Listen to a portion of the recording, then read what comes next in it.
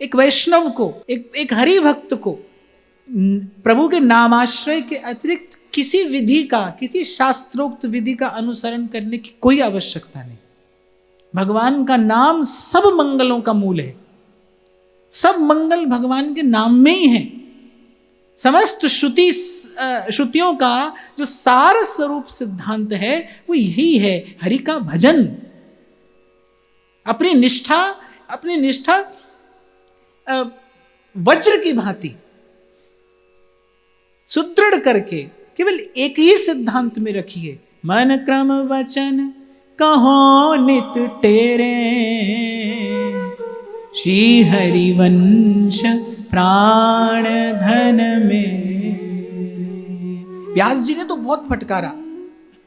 व्यास जी ने तो कहा श्री हरिवंश कहाए के और पूजे ग्रह गणेश, व्यास क्यों ना तिनके सदन जमगण करें प्रवेश।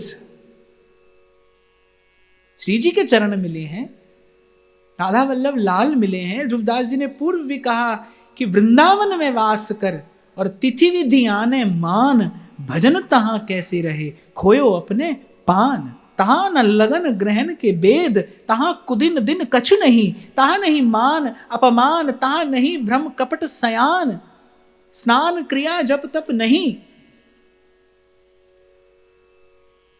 जहां केवल एक ही व्रत है, रसना कटौ जो अन रटौ, निरख अन फुटौ नैन, श्रवण फुटौ जो अन सुनौ, बिन राधा यश बै। यहां ध्रुवदास जी के कहने का तात्पर्य यह है कि जब श्री जी के चरणाश्रित हो गए हैं, फिर अन्य किसी विधि का आश्रय लेने की कोई आवश्यकता नहीं। करना अपने भजन भाव की अवज्ञा, अवहेलना और अवमूल्यन करना है। इससे भजन भावना क्षीण होगी, लाभ कोई नहीं होगा, केवल हानि ही होगी। केवल एक प्रभु के नाम का आश्रय हो। और ये मैं अपना कोई निजी विचार आपसे नहीं कह रहा, श्रीमद् भागवत का ये भक्ति सिद्धांत है। श्रीमद् भागवत कहती है कलौ तद्धरि कीर्तनात्, कलिजुग मह कीर्तन परधाना, गुरुमुख जपिए लाए ध्यान। कलिजुग मह कीर्तन प्रधान। समस्त वैष्णवाचार्यों ने भक्ति मार्ग के सब अनुभवी जनों ने एक बात कही है, इसके अतिरिक्त किसी अन्य मार्ग पर पग धरना बड़ी मूढ़ता।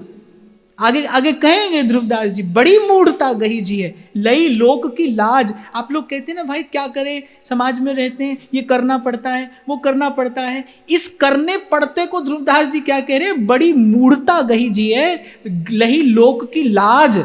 और पाछो गर्दभ को गयो चढ़े बड़े गजराज। ये तो ऐसा हुआ कि गुरु ने तो आपको हाथी पर बैठाया और आप गधे पर बैठने को तैयार हो रहे हैं। इसलिए मैंने कहा ये अपने भजन भाव की अवज्ञा है, अवहेलना है, अवमूल्यन है, जो प्रभु के नाम का आश्रय छोड़कर किसी अन्य विधि का आश्रय ले। केवल और केवल हरिनाम, यही कलयुग का धर्म है। ये बात कभी कभी मुझे आश्चर्य में डाल देती है कि क्यों विद्वत जन स्पष्ट शब्दों में इस बात की घोषणा नहीं करते। जबकि रामचरितमानस देख लीजिए, गीता देख लीजिए, श्रीमद् भागवत देख लीजिए, मानस कहती है एहि कलि करम न धर्म विवेकु, राम नाम अवलंबन एकु। गीता में भगवान कह रहे यज्ञा नाम जप यज्ञोस्मि। सब यज्ञों में नाम जप जो है वो कलयुग का यज्ञ है।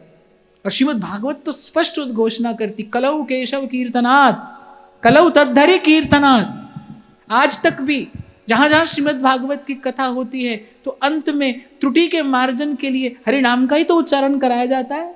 हरये नमः, हरये नमः, हरये नमः।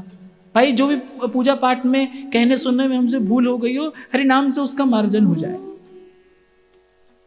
तो किसी अन्य साधन का आश्रय लेना ही क्यों है जब उसकी कोई उपयोगिता नहीं, जब उसकी कोई आवश्यकता नहीं। तो अपनी जीवनी शक्ति का अपव्यय क्यों करना है वहां? समय भी गंवाना, साधन भी गंवाना क्यों? मुझसे पूछो तो भाई एक धर्म है कलयुग का, श्वास श्वास सिमरे गोविंद, मन अंतर की उतरे चिन्ह। बड़ी प्यारी बात वाणी कहती है, पूरे गुरु का